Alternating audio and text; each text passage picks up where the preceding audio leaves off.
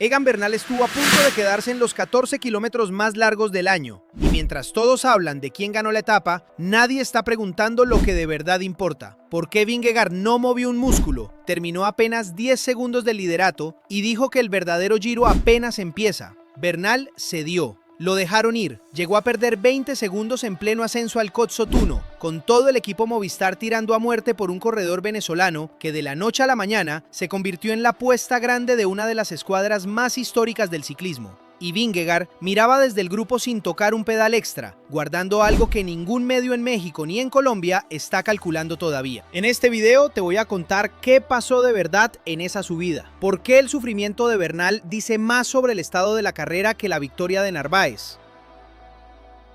¿Quién es el corredor que debería preocuparte más de todo el pelotón y todavía no ha mostrado nada? Y al final hay un detalle sobre lo que dijo Vingegaard esta mañana antes de arrancar que cambia completamente cómo deberías ver las próximas 2 semanas de este Giro. Para entender lo que pasó hoy hay que recordar dónde estaba Bernal hace 48 horas. Tercero en la clasificación general, a solo 4 segundos del líder, después de 3 etapas en Bulgaria donde el colombiano se había comportado exactamente como un campeón que volvió. No como alguien que sobrevivió a un accidente de bus que casi lo mata, no como el corredor que pasó 2 años reconstruyendo vértebras y rodillas y aprendiendo a caminar de nuevo, sino como Egan, el de antes. Llegó a este Giro con el mejor estado de forma desde el 2021, segundo en el Tour de los Alpes, quinto en la Lieja-Bastoña-Lieja semanas antes de arrancar en Bulgaria. Eso no es relleno de currículum, eso es evidencia real de alguien que volvió de verdad y tiene argumentos para pelear. Y el equipo Netcompany Ineos construyó su plan para 3 semanas alrededor de ese Bernal. Con Filippo Ganna de lujo para las contrarreloj, con Ben Turner de gregario sacrificado, con todo orientado a que el colombiano de Zipaquirá llegara a las montañas grandes en posición de pelear. Llegaron a Italia con ese escenario. Bernal tercero, Vingegaard guardado y un líder sorpresa, el uruguayo Guillermo Tomás Silva, que nadie esperaba en ese lugar. Primera vez en la historia que un ciclista uruguayo porta la maglia rosa en el Giro de Italia. La etapa 4 eran 138 kilómetros entre Catanzaro y Cosenza, Calabria, un perfil que sobre el papel no asustaba a nadie.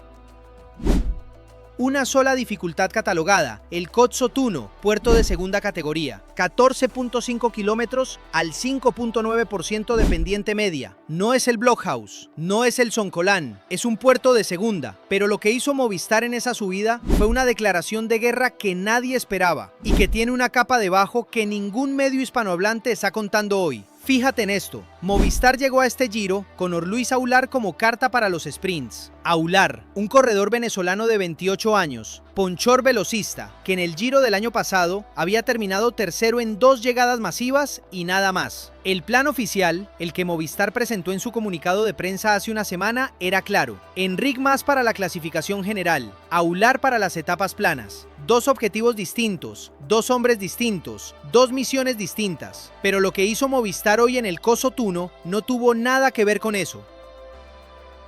Ese equipo tiró del pelotón entero, en una subida de casi 15 kilómetros, como si estuviera preparando el terreno para un candidato al podio general. Groenewegen quebró primero, Bernón, Milán, Magnier, después el propio líder Tomás Silva, que llegó a estar a casi 5 minutos de la cabeza. Y entonces, en medio de ese ritmo asfixiante, Egan Bernal se despegó del grupo. 27 segundos de diferencia llegó a tener con los favoritos. 27 segundos en un puerto de segunda categoría. Eso no es una señal de alarma, eso es una sirena que suena en plena noche. Pero Bernal no se rindió, hay que dar eso. Con Ben Turner sacrificando su propia carrera para esperarlo en la subida. Con corredores del Lidl Trek también jalando porque Derek G se había descolgado y necesitaban traerlo de vuelta. Bernal remontó. A falta de 16 kilómetros llegó al grupo. Y terminó cuarto en la clasificación general a 4 segundos del nuevo líder. En los números está prácticamente igual que ayer. La pregunta que nadie está haciendo es ¿a qué costo físico llegó ahí? Porque remontar 27 segundos en una subida al 5.9% no es gratis. Ese esfuerzo extra, ese pico de intensidad fuera de zona que un corredor hace cuando ya está al límite, se paga. No hoy, se paga en 3 días, en 4 días, cuando el pelotón llega a terreno de verdad.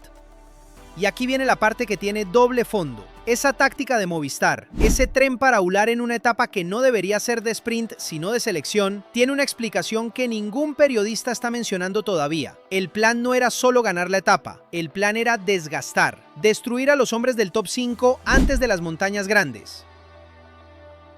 Y la víctima prevista no era Bernal, era cualquiera que llegara con menos base de fondo que Aular, que viene rodando muy bien desde el inicio de temporada. Movistar apostó a que su venezolano podía sobrevivir esa subida y después rebasar en el sprint. Y casi funciona. Aular lanzó primero, fue el primero en abrir el sprint, y solo Narváez lo rebasó en los últimos 50 metros por el costado. Pero mientras tanto, algo interesante pasó con Enric Mas, el GC líder oficial de Movistar. El español terminó octavo en la general, a 10 segundos. Sobrevivió, lo que significa que Movistar destruyó la etapa para Aular. Mas aguantó el ritmo del tren de su propio equipo, y ahora el español está mejor posicionado en la general que antes de empezar la etapa. Eso no fue un accidente, eso fue táctica doble. Ganas la etapa con Aular o mejoras la posición de Mas de rebote, y de cualquier forma, debilitas al pelotón. Acuérdate de ese nombre, Enric Mas, porque lo que Movistar está construyendo alrededor de él todavía no terminó de mostrarse. Ahora, la etapa la ganó Narváez, el ecuatoriano del UAE Emirates XRG, 29 años, su victoria número 16 como profesional, un corredor que conoce bien el Giro, que llega al equipo de Pogačar como uno de los trabajadores más fiables del pelotón y que hoy demostró que cuando la carrera se rompe y queda grupo reducido, él puede terminar de la manera correcta. No es candidato a la maglia rosa, no hay que confundirse, pero es el tipo de corredor que en etapas complicadas aparece en el momento exacto. Giulio Ciccone es el nuevo líder.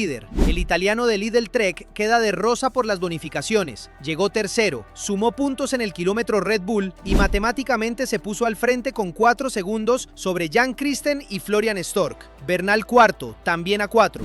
Vingegaard undécimo, a 10. Undécimo, a 10 segundos. Después de una etapa donde un equipo completo quemó motores, donde el líder se hundió a 8 minutos, donde Bernal sufrió lo que sufrió. Y Vingegaard terminó a 10 segundos sin haber jalado un metro, sin haber atacado, sin haberse mostrado. Y aquí viene lo que no estás viendo en ningún lado. Escucha lo que dijo Vingegaard esta mañana antes de la etapa, en la salida en Catanzaro, en entrevista con Eurosport. Textual: siento que el verdadero Giro empieza ahora. Eso no lo dice alguien que está nervioso, lo dice alguien que ya calculó todo y está esperando el momento. Y lo que ese momento significa es algo que hay que entender con contexto. Vingegaard llega a este Giro con una motivación que va mucho más allá de la rosa.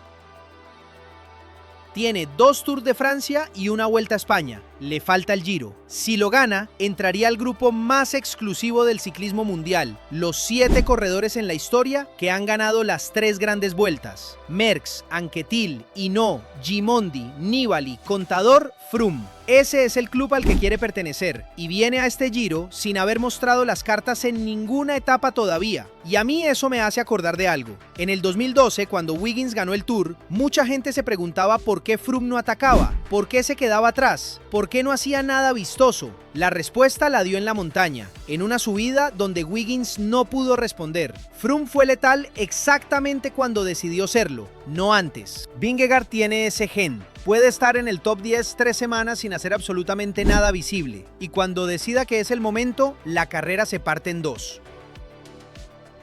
La primera prueba seria llega en la etapa 7, el Blockhouse, un clásico del Giro, una subida que en ediciones anteriores ha separado definitivamente a quienes pueden ganar esta carrera de quienes no. Y entre hoy y el Blockhouse hay 203 kilómetros. Mañana hacia Potenza, media montaña real, larga y desgastante, que sobre el papel parece de transición, pero que en el ciclismo real nunca es de transición. Siempre hay alguien que mueve cuando el pelotón baja la guardia. Entonces, ¿qué tenemos realmente? Tenemos a Bernal cuarto a 4 segundos, con una señal física de hoy que genera una pregunta que antes no existía. Tenemos a Movistar jugando ajedrez en 2 tableros al mismo tiempo, con Aular como carta de etapas y Mas como carta de general, destruyendo el pelotón antes de las montañas grandes. Tenemos a Ciccone de rosa, que es un corredor completísimo, pero que nadie en los medios está poniendo como ganador serio de 3 semanas.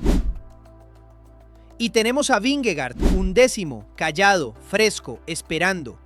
Lo que pasó hoy no destruyó las opciones de Bernal. Cuarto en la general a 4 segundos, con las montañas reales todavía por delante. Sigue siendo posición de candidato serio. Pero reveló algo que no se veía antes. que en este Giro hay fuerzas dispuestas a destruir etapas completas antes de la montaña grande y que el corredor más peligroso del pelotón es exactamente el que lleva 4 etapas sin mostrar nada. Mañana son 203 kilómetros entre Praia Mare y Potenza, y hay un nombre que lleva toda la semana esperando, que dijo esta mañana que el verdadero Giro empieza ahora y que tiene los números para saber exactamente en qué etapa va a decidir todo. Fíjate en quién mueve mañana y en quién decide esperar, porque ese dato, más que cualquier resultado, te va a decir quién tiene el plan más afilado para las 3 semanas que quedan.